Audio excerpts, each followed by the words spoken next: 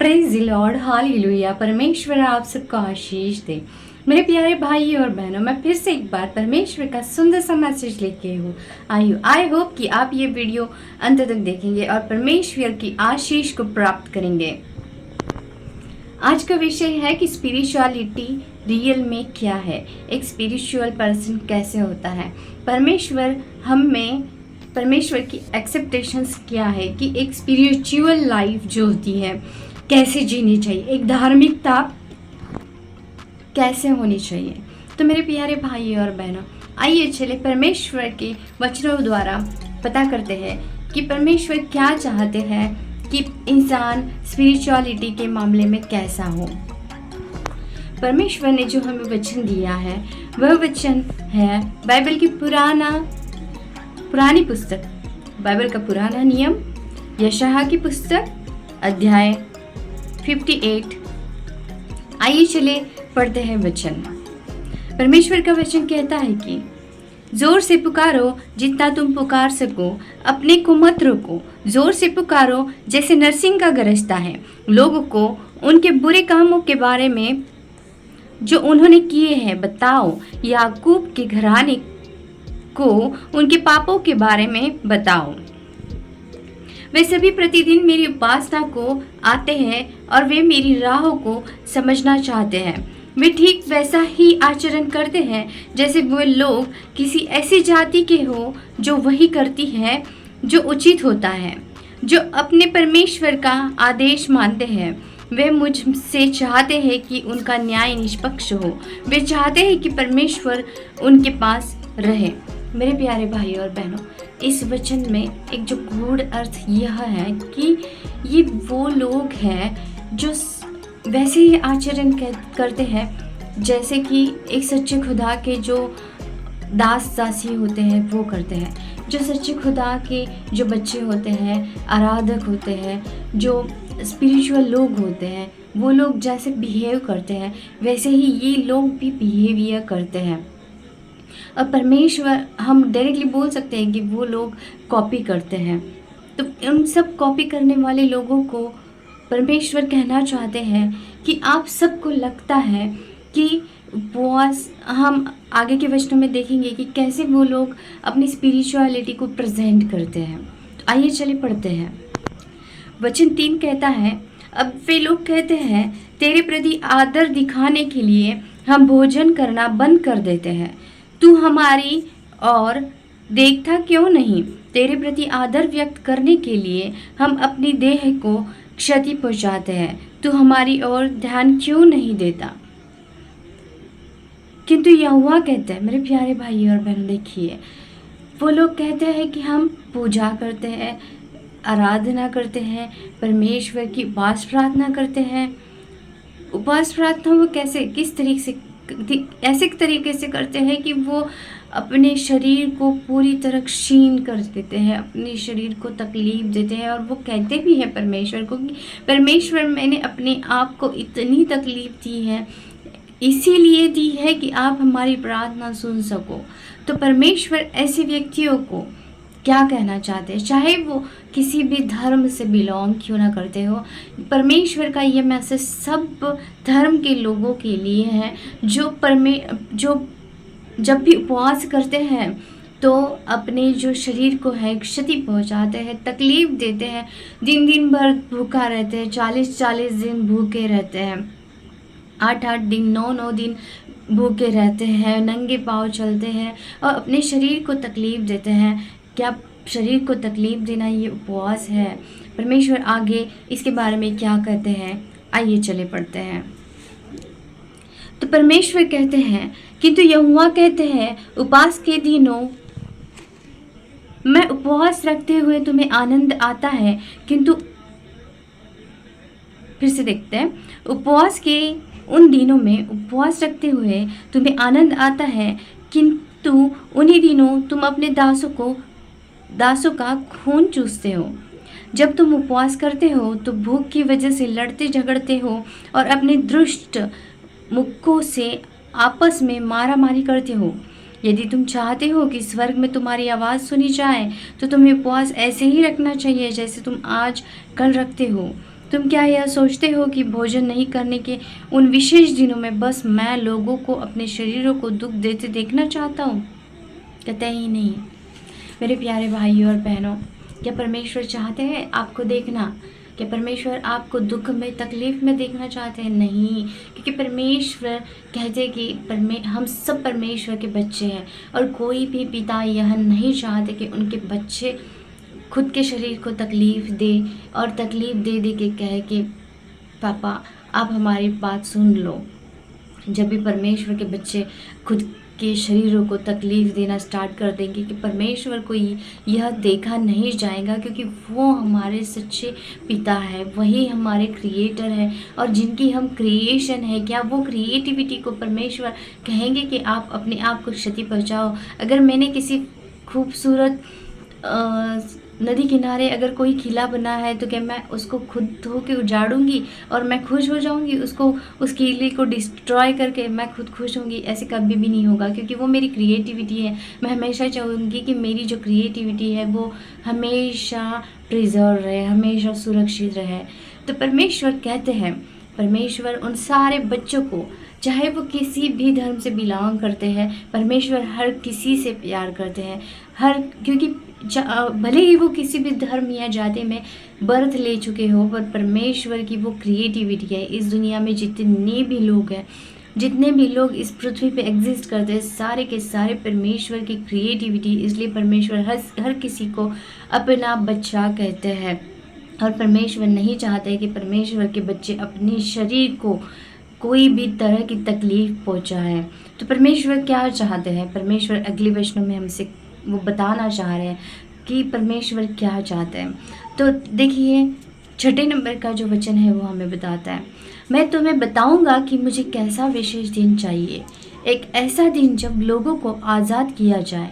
मुझे एक ऐसा दिन चाहिए जब तुम लोगों के बोझ को उनसे दूर कर दो। मैं एक ऐसा दिन चाहता हूँ कि अब तुम दुखी लोगों को आज़ाद कर दो। मुझे एक ऐसा दिन चाहिए जब तुम उनके कंधों से बाहर उतार दो। मैं चाहता हूँ कि तुम भूखे लोगों के साथ अपने खाने की वस्तुएं बांटो।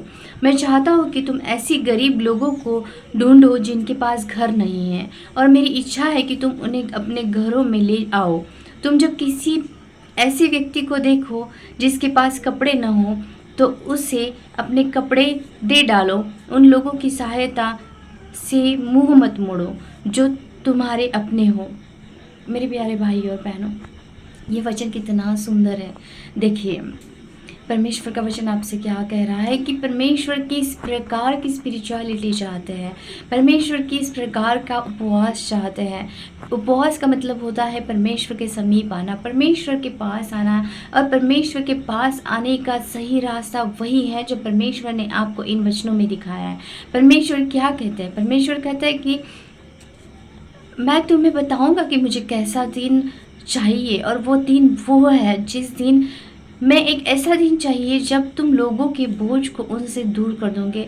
आपको पता है कि यहाँ कई लोग हैं जो अपने दुखों के तले, अपनी गरीबी के तले, अपने कमज़ोरियों के तले, अपने रोगों के तले, अपने मेंटल और फिजिकल हेल्थ के तले, अपने हर प्रकार के शोषण के तले दबे हुए हैं। तो जब आप उन ऐसे लोगों को मेंटली फिजिकली स्ट्रांग बनाने की कोशिश करोगे, उनको उनके दुख और तकलीफ से बाहर निकालोगे, जैसे तैसे बाहर निकालोगे, आपकी हर कोशिश, चाहे वो फिर आप उनको आपके वर्ड्स द्वारा आपके शब्दों द्वारा हीलिंग दे रहे हो, आप आपके कर्मों द्वारा हीलिंग दे रहे हो, आपके कृत्य द्वारा हीलिंग दे रहे हो, आप उनको इकोनॉमी के लिए मदद कर रहे हो, आप उनको किसी भी तरह की मदद कर रहे हो, तो परमेश्वर आपको कह रहे हैं कि जब आपने उनको उस बोझ से निकाला, उन लोगों के लिए जब आप प्रार्थना कर रहे हो, तो आपने उनको उस बोझ से हल्का किया, उनका जो बोझ है उसे हल्का किया है। तो देखो, और अगला वचन क्या कहता है कि आपको सिर्फ प्रार्थना ही नहीं करनी है, तो उसके साथ साथ आपको क्या करना है।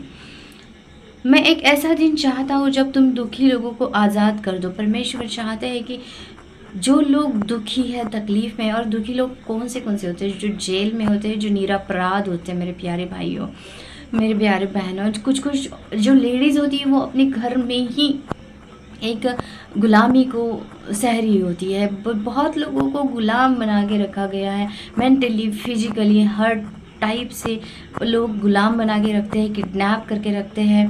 और कभी कभी जो किडनैपिंग होता है वो मेंटल भी होता है, फिजिकल भी होता है। तो जिस तरह की भी, जैसे ह्यूमन ट्रैफिकिंग भी होता है, लोगों को किडनैप किया जाता है, बेचा जाता है, और हर तरह का जो अत्याचार है उनके साथ किया जाता है, तकलीफ़ उनको दी जाती है। अगर आप किसी ट्रैप्ड पर्सन को, आप किसी ट्रैप्ड ग्रुप को अगर आज़ाद करते हो, आप अगर किसी के साथ बुरा हो रहा है, किसी के साथ गलत हो रहा है, किसी को किडनैप किया जा रहा है, किसी के साथ किसी को बेचा जा रहा है, ऐसे लोगों को अगर आप आज़ाद करते हैं तो परमेश्वर कहता है कि परमेश्वर ऐसी ऐसी आपकी स्पिरिचुअल लाइफ से खुश है, आपकी ऐसे स्पिरिचुअलिटी से परमेश्वर खुश है। परमेश्वर आपको ऐसे कामों के लिए उपलब्धियाँ देना चाहते हैं। अगर आप ऐसे काम कर चुके हो, आप किसी को आज़ाद कर चुके हो उसके दुख से, तकलीफ़ से, उसकी जो भी टाइप की ट्रैप है, उस ट्रैप से अगर आप किसी को निकाल चुके हो तो परमेश्वर आपसे कहते हैं कि आपने बहुत बड़ा स्पिरिचुअल काम किया। आगे परमेश्वर कहते हैं, मुझे एक ऐसा दिन चाहिए जब तुम अपने कंधों से भार उतार दो।